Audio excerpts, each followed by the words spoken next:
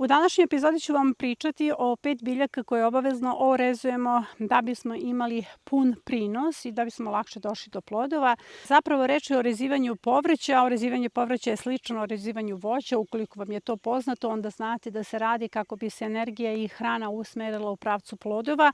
I naročito je važno ukoliko imamo sezone sa najezdama, kada biljke na sebi imaju trips, grinju i kada zaista imamo neke probleme u bašti kao što je plamenjača, orezivanjem brže dolazimo do plodova. Tako da ćete u ovoj epizodi da saznate i da vidite kako se radi orezivanje. Kada je pitanje orezivanja krastavaca, vola bih da su mi odmah na početku, kada sam počinjala se bavim baštomanstvom, rekli da će orezivanjem doći do većih prinosa i lakše doći do plodova, naročito kada su krastavci napadnuti tripsom ili grinjom. Evo ovde možete da vidite već trips.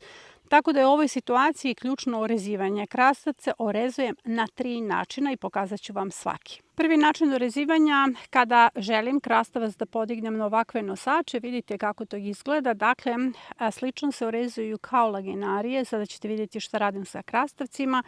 Zato što želim krastavce da dovedem što pre do vrha kako bi plodovi padali odozgo. Dakle, ja i ovde imam mrežu i preko te mreže je potrebno da unutar onako vise plodovi krastavaca i sada ćete vidjeti kako se to postiže. Ovo je primarna loza krastavca i sa tog krastavca skidam sve bočne zaperke. Dakle, evo ovo mi je promaklo. Dakle, sve ono što se nalazi u pazušnim jamama skidam kako bih forsirala primarnu lozu. Dakle, ovo je primarna loza da dođe do samog vrha i kada dođe do vrha, tada ću da pustim 2 sekundarne loze. Njih ću rezati nakon 3. lista i tada puštam tercijarne loze. Isti je princip kod lufe i lagenarije. Dakle, to je nešto što objašnjamo u epizodi o rezivanju povrća. I onda kada krastavac dođe do samog vrha, tada će se granati tercijalne loze i tada će padati plodovi krastavca. Dakle, to je prvi način za orezivanje krastavca ako želite da ga podignete na bilo kakve nosače. Ovo je drugi način i više puta je objašnjen. U pitanju je rezanje primarne grane nakon 5. lista. Onda se puštaju sekundarne grane do 3. lista. Reže se sekundarna grana i puštaju se tercijarne grane i na njima se nalazi najveći broj plodova. Sada ću na licu mesta da vam pokažem kako to izgleda, jer ovo je upravo po tom principu orezan krastavac. Rez je bio ovde, dakle ovde sam izrezala primarnu lozu. Evo da vidite, ovo je primarna loza, znači mojim prstom dotle. I od pazušnih jama, listova, idu sekundarne loze, jedna, zatim druga i treća. Evo je ovde, ovo je 3. sekundarna loza i sada je potrebno te sekundarne loze rezati. Evo, 1., 2. list, 3. list i sada samo skratimo sekundarnu lozu. Ono što čekamo jesu tercijarne loze koje izlaze iz ovih pazušnih jama. I to je to kada je u pitanju ovaj drugi način orezivanja koji najčešće primjenjujemo u bašti. Treći način orezivanja je sledeći, dizanje na mrežu. To radim na nekim mrežama, želim prvo da podignem primarne grane recimo do pola mreže i tu radim rez. Tu je nekih možda 10 listova. Kada uradim rez, puštam 2 bočne grane, dakle 1. i 2. Te bočne grane režem odmah iza 2. lista i puštam tercijarne loze. Pustit ću recimo 3 ili 4 tercijarne loze i na taj način mogu dobro da ih rasporedim na samoj mreži. Radi se o uzgoju krastavca na ovoj mreži. Dakle, ovde ću sve zaperke skidati, sve sekundarne loze, dok krastavac ne dođe manje od polovine ove mreže.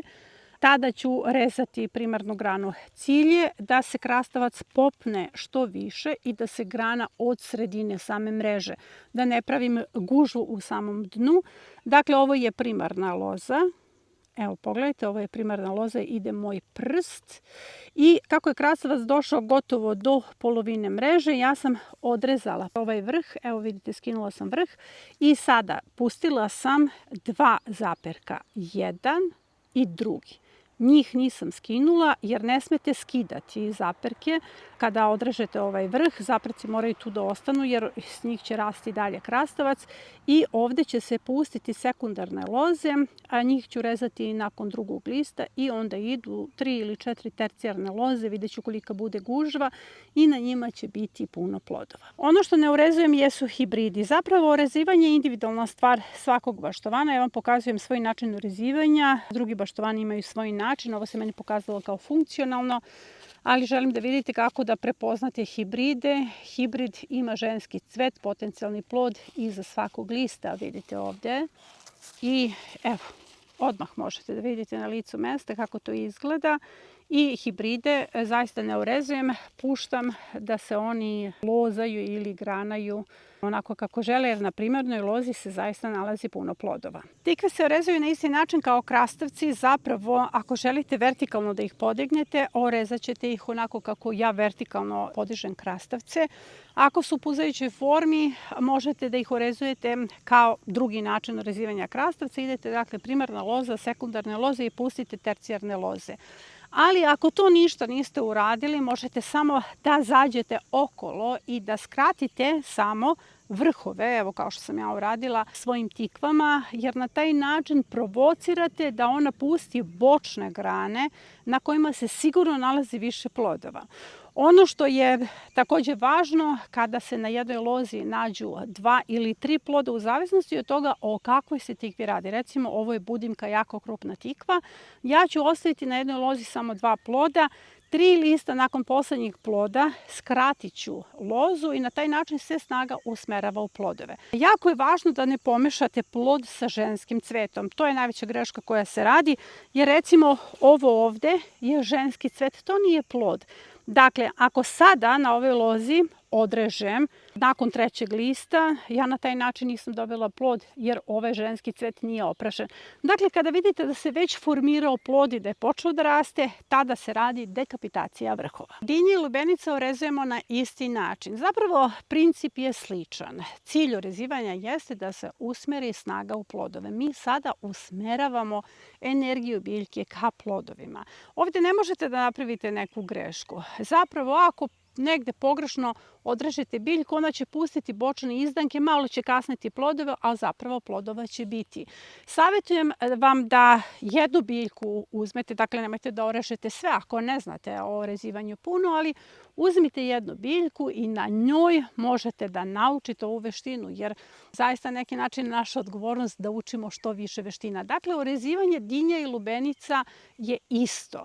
Kod njih imamo jednu malu razliku koja vas zbunjuje. Već od primarne loze, od same osnove, kreću sekundarne loze. I vi se tu ne snalazite, vi se potpuno izgubite jer ne možete da brojite 5 listova zato što je ona pustila već 5 bočnih grana. Pa hajde da vidimo kako se to rešava. Ono što se kod dinja vrlo brzo desi jeste zapravo ovo. I to je ono na što mi se žale baštovanje jer ne znaju gde bi trebalo da orežu. Jer pogledajte, ovo je primarna grana. Ali ona je odmah pustila odozdo sekundarnu granu. Evo sada ću ih razdvojiti da možete da vidite da nam onako bude jasno konačno. Znači jedna sekundarna, druga grana i sa ove strane imamo još jednu sekundarnu granu, sekundarnu lozu i sada je pitanje šta je ovde potrebno da se reže. Pa potrebno je da se izreže primarna grana jer primarna grana nema dalje funkciju jer mi treba da pustimo ove bočne grane na kojima se nalazi najviše ženskih i muških cvetova. Dakle, ono što ću da uradim jeste sad levom rukom orezat ću je ovde. I ovde je isti slučaj. Pogledajte koliko je iz osnove, evo skinut ću ovde listove da bi vam bilo jasnije. Iz ove osnove, dakle, pratite moj prst, ovo je primarna grana, evo je. To je primarna grana, ona je odmah pustila bočne grane. Evo koliko ih ima, 1, 2, 3, 4, ide 5. bočna grana. I šta ću ovde da uradim? Samo da dođem do makaza. Rezat ću ovde primarnu granu. I evo, ovo je sada orezano, sekundarne loze je takođe potrebno kratiti, još uvek je rano, nakon trećeg lista koji je formiran, ovde nije formiran, samo da vidimo, nije formiran treći list. Krati se vrh i to je to kada je u pitanju orezivanje. Evo ovde imam već treći list, vidite, skratit ću na sekundarnoj grani, nakon trećeg lista vrh i ono što očekujem jesu tercijarne loze koje odavde treba da krenu, evo ovde pokazujem prstom, odatle će krenuti najviše plodova. Postoji na kanalu već epizoda orezivanje povrća gde vam pokazujem koje povrće je neophodno orezivati za bolje i brže prinose. Dakle, nekada se brži prinosi računaju. A u ovoj epizodi vam govorimo o 5 biljaka koje zaista bi trebalo orezivati kako biste imali veće prinose. Naravno, uvek postoje ljudi koji će reći ja uzgajam krastavce bez orezivanja. Uzgajala sam ih i ja, ali znam šta znači kad orežeš krastavce i kad ih ne orežeš. Kad orežeš krastavce dobijaš zaista mnogo veće prinose sa manje površine, jer to jeste ovde slučaj. Sledeće kulture koje obavezno moramo da orezujemo jesu paradajz, paprike i patličan. Kada je izašao kratki video o orezivanju paprika, bilo je mnogo zanimljivih komentara i onda sam pročitala komentar baš neko na njivi orezuje paprike.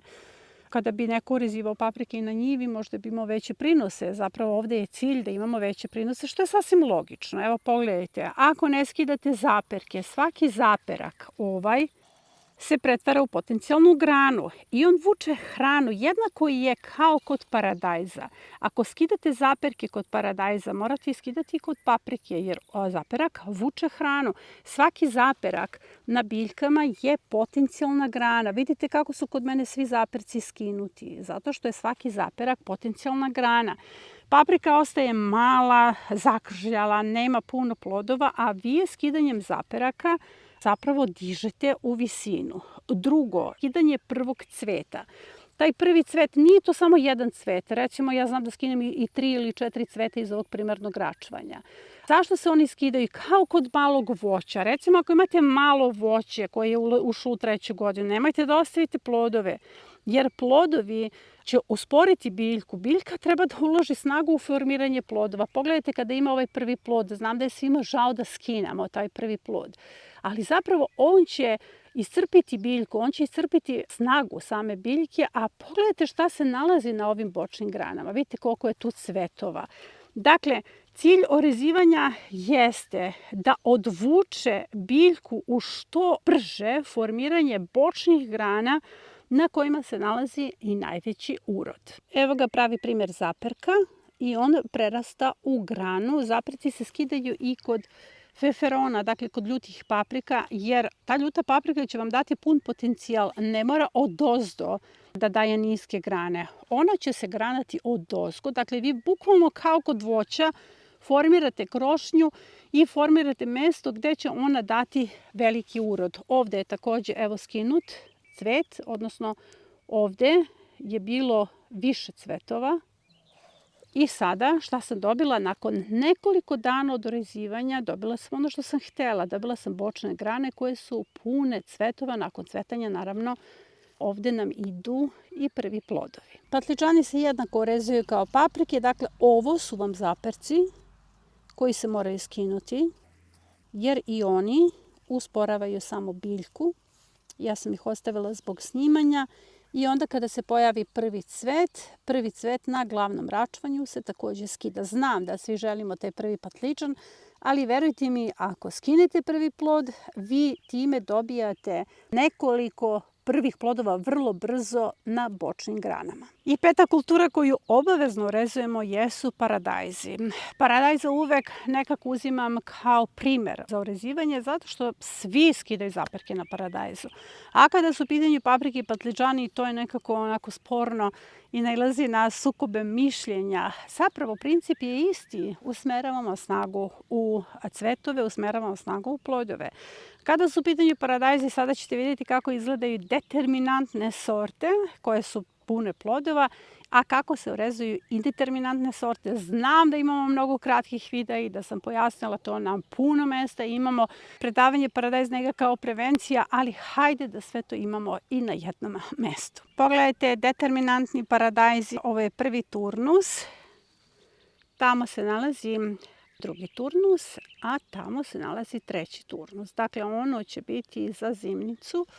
Ništa se ne radi oko determinantnih sorti. Malo sam na početku skidala zaperke i sada sam, pošto idu u paru, nekako sam ih oborila da jedan ide na jednu, drugi na drugu stranu. Kako bih mogla da ih kontrolišem, zapravo ovo je i ranija sorta. Pa ćemo vidjeti kako će se pokazati. O tome ću da vam snimam, da vam govorim, da dam preporuke. Očekuje se da ovo bude puno plodova. Imam ga i ovde u komšiluku, dakle na 2 mesta. I zaista formira se mali. Ovo su oni pelet paradajzi. Oni se inače uzgajaju na njivama i svakako ono što se uzgaja na njivama ne može da se podiže na nosače zato što tu radi mehanizacija i vidite kako ima ove četkice na samim vrhovima. Dakle, to je to. Njega ne urezujemo, samo ga pustimo da bude lep i plodonosan. Kada su u pitanju paradajzi, to je većini poznato. Ovo je indeterminantna sorta. S obzirom da mi uzgajamo mnogo različitih sorti i orezivanje može da bude komplikovano. Kod nekih sorti, neke sorte odmah se račaju na 2 grane, pa nekada ih ostavimo na 2 grane, a nekada jednu granu skidamo. Ali zapravo ono što hoću da vidite jeste kako je lepo kada se u jednom gnezdu iskombinuju 2 različite sorte. Prvo ću vam objasniti samo orezivanje plodne grane, jer kada ima dovoljno plodova potrebno je skratiti ovaj deo. Dakle, evo, ovde je potrebno skratiti, ja trenutno nemam makaze pa da ne bi, uspela sam. To su već formirani plodovi, to je sasvim dovoljno. Tako ću uraditi i na ovoj rodnoj grani, skinut ću višak cvetova ili višak plodova. Dakle, ako želimo krupnije plodove, onda je potrebno da kontrolišemo to. Zatim potrebno je skidati zaperke. Zaperci, evo, ovo je zaperak. Obavezno skidanje zaperaka. Evo, ovo je zaperak. Dakle, zaperak se nalazi između glavnog stabla i lista. Na ovom mestu nalazi se zaperak. I nakon 7.